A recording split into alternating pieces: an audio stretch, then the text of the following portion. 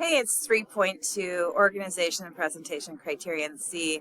Our objective is students will be able to add a works cited page, an opening and ending and transitions to their higher level essay.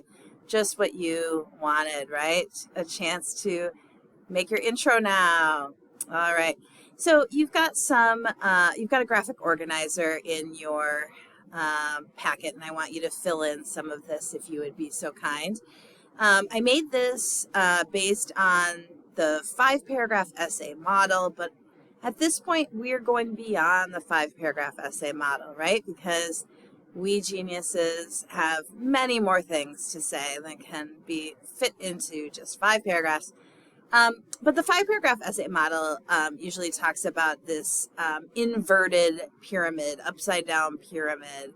And the reason for that is the introduction begins with something, the inverted pyramid is for the introduction, okay?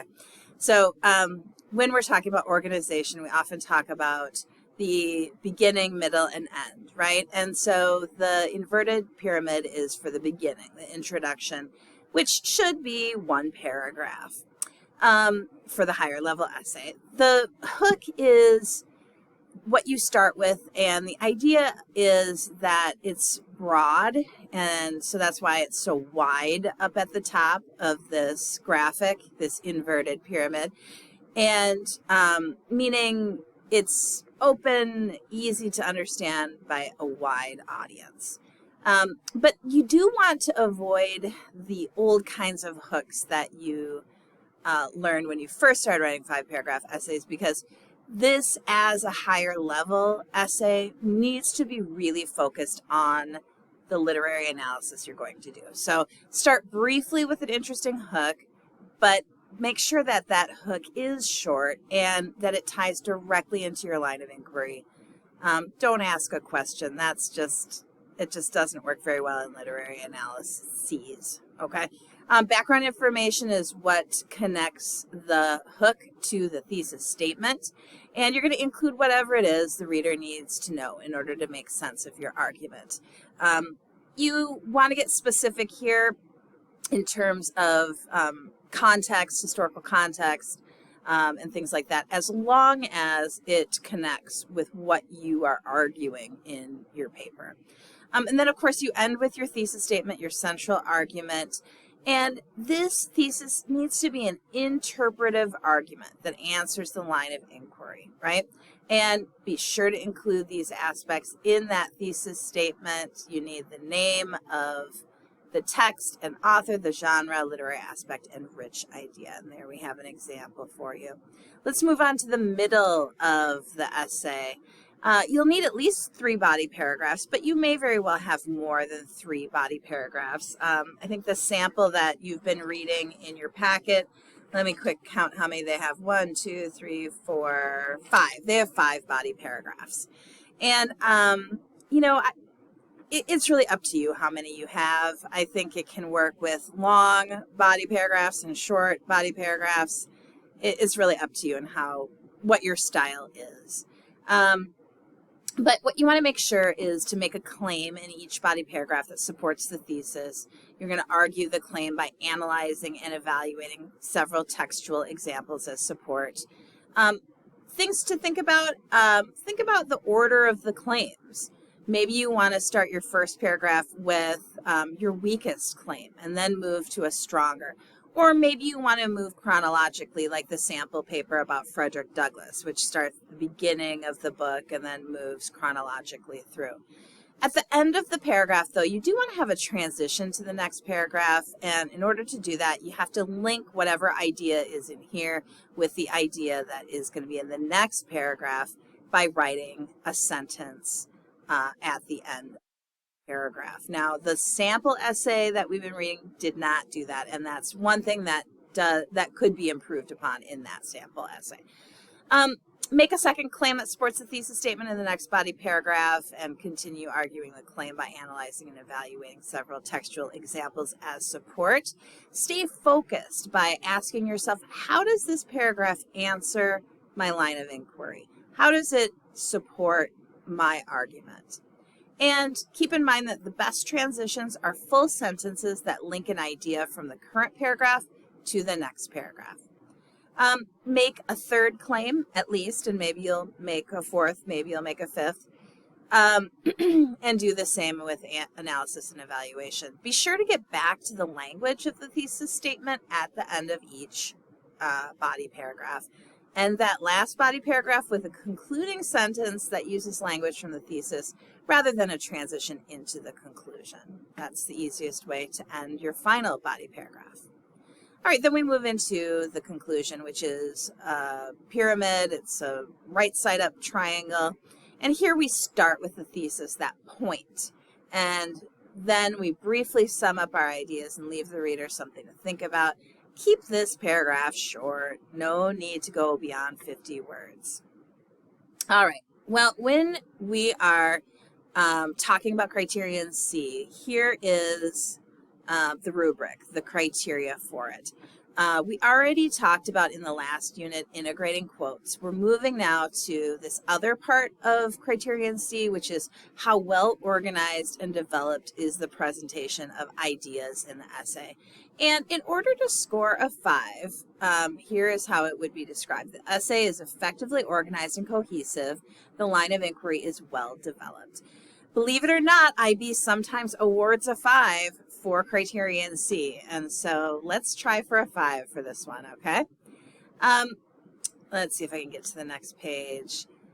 What are some key tips for a good opening? I talked you through sort of the structure. Now let's talk about, let's talk about some tips for making a good opening. Okay, first of all, the hook. What are some key tips for the hook? Well, I already told you not to use a question, right? So you want to avoid asking a question. You also want to keep the hook very short and make it relate directly to whatever it is you plan to write about. You'll want to then move on to the general background information, and you're going to include whatever information connects your hook to your thesis statement. Your thesis statement, of course, is an interpretive statement answering your line of inquiry. One idea for a hook is to go back to those 7 central concepts. We talked about them briefly, I think, at the beginning of Medea, and they really shape the analysis that we do, but I haven't been too explicit about these 7 central concepts yet. Maybe now is a good time to look at one of those, and perhaps you could make a comment about one of them as your hook in your final higher level essay. Let's remind ourselves what they are. The first one I have on here is identity, because the Frederick Douglass sample essay comments explicitly on identity, doesn't it? And so that's this one over here. The questions IB wants us to think about when we're exploring this central concept is, to what extent is a text an expression of a writer's identity? And this might work for the things they carry. Do readers like characters who are thinly veiled versions of themselves? Do strong characters challenge readers to become different? And by analyzing texts, we are really analyzing who we are and what we want to become. So the Frederick Douglass essay looked at how Douglass creates his own identity as a strong and powerful human, even though he was assigned the opposite identity since he was born as an enslaved person. All right, let's take a look at some of these others. The next one I want to look at is communication up here. Communication has these questions. How do writers speak to readers through texts? To what extent is a text a vehicle for communicating a writer's message? Can we ever really be certain of an artist's intent? Is it fair to say that the study of language and literature is really a study of communication arts? And so some of these questions connect with some of the postmodernist things that we've been talking about, the idea that, a narrator maybe is not ever reliable, maybe that there is not one objective truth at all. By studying the art of communication, we are exploring relationships between readers, writers, and texts. So I can see communication working really well for the things they carry. Creativity. Why do writers write? Why do artists create? How do writers make creative choices to construct meaning? Where does creativity come from? And what's the reader's role in creating meaning? I can see this applying to the whole idea of creating story, right? And the power of the act of creativity. And that was a theme that we really looked at closely with the things they carry. Creativity is a defining characteristic of human beings. By analyzing works of creativity, we are studying what it means to be human. All right, perspective.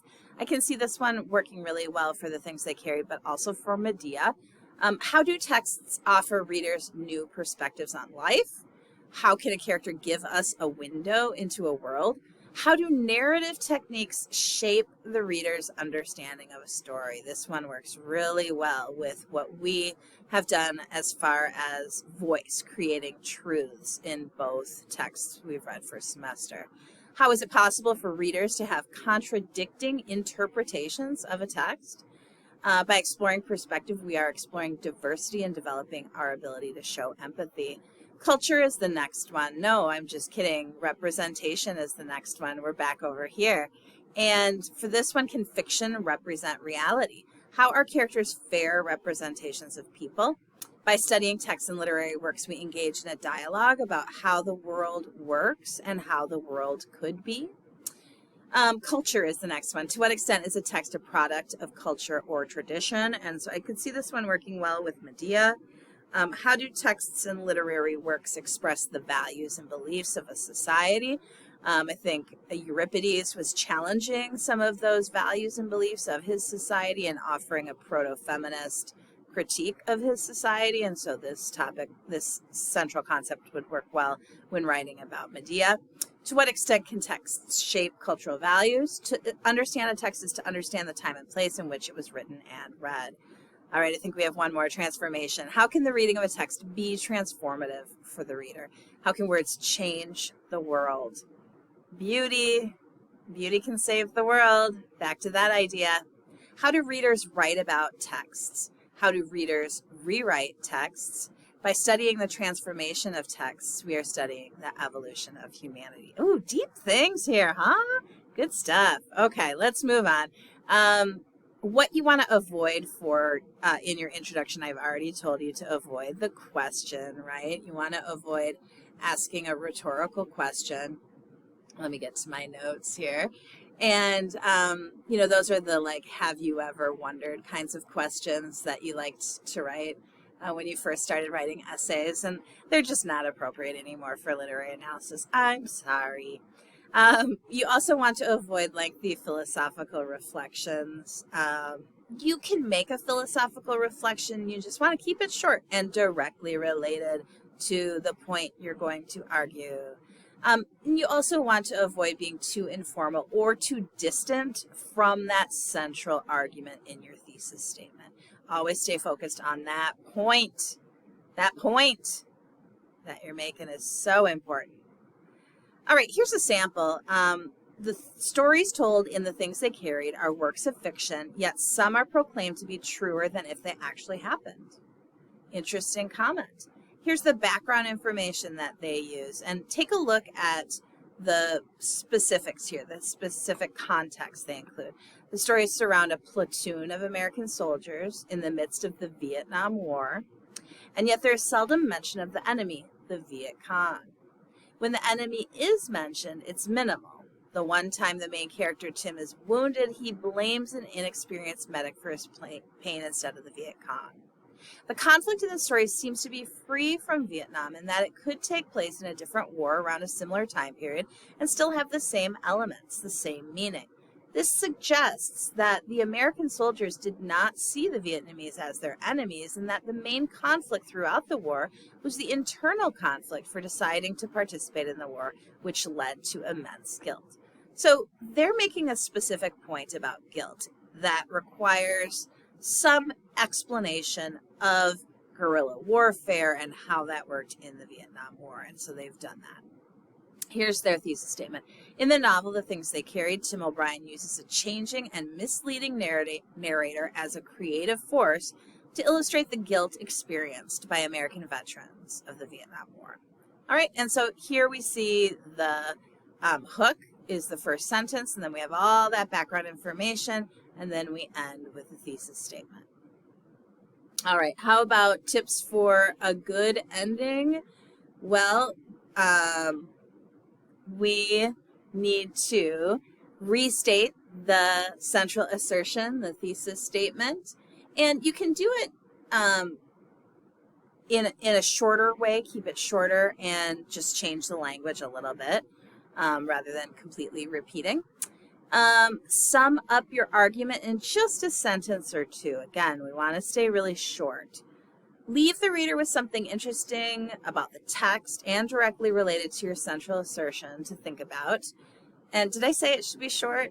Why, yes, this should be the shortest paragraph of your essay. I really think you can do it in 50 words or less. Here's a sample ending, same essay. In the novel, The Things They Carried, Tim O'Brien uses a changing and misleading narrator as a creative force to illustrate the guilt of war veterans. The narrator misleads the reader in order to distance himself from his own guilt and to point to the actions of the soldiers and their choice to go to war as being the main cause of the suffering they experience. The misleading narrator enhances the understanding of the events in a way that extracts the meaning and makes false stories truer than what occurred.